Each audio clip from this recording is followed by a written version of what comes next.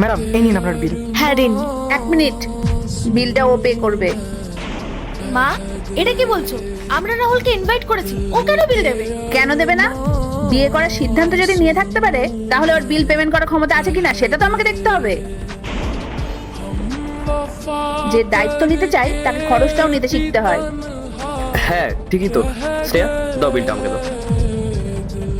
আর শোনো, বড় রেস্টুরেন্টে খেতে আসলে না শুধু বিল দিলে হয় না, টিপসও দিতে হয়। অন্তত 500-600 টাকা টিপস দেওয়া কিন্তু ম্যানার্স। আছে তো আইডিয়া? টিপস? আচ্ছা আমি আসছি। ভাই একটু আমার সাথে আসবেন? মা, তুমি কাজটা একদম ঠিক করলে না। ও আগে থেকেই নার্ভাস ছিল, তার মধ্যে তুমি ওকে এভাবে ছোট করলে। ওর মুখটা দেখেছিলে একবার?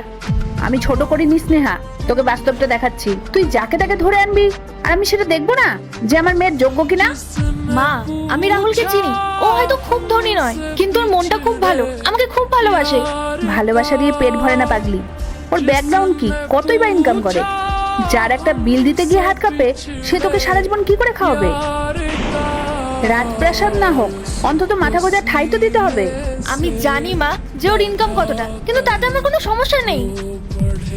আমি ওর টাকা নয়, ওর সাথে সুখে থাকতে চাই। এই সুখ শব্দটা না দুদিন পর হারিয়ে যাবে।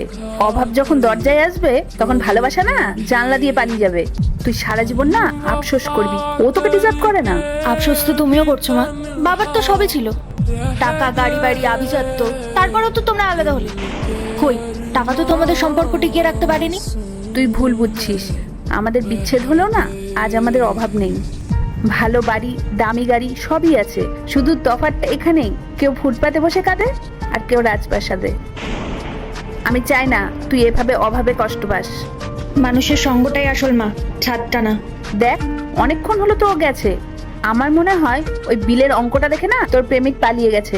চল উঠে পড়, মনে হচ্ছে আমাদেরকে বিলটা পে করতে হবে।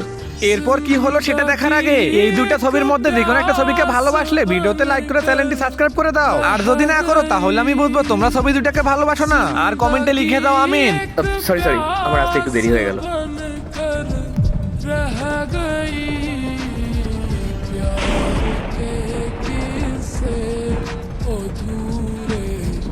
এই নিন ভাই আপনার টিপস। তুমি বোধহয় ভুলে গেছো, আমি বিল আর টিপস দুটোর কথাই বলেছিলাম। শুধু টিপস দিলে হবে না। মাফ করবেন ম্যাম, আমি অলরেডি বিলটা পে করে দিয়েছি। আর ওটা ওয়েটার ভাই টিপস। পরের পার্ট চাইলে কমেন্ট করো।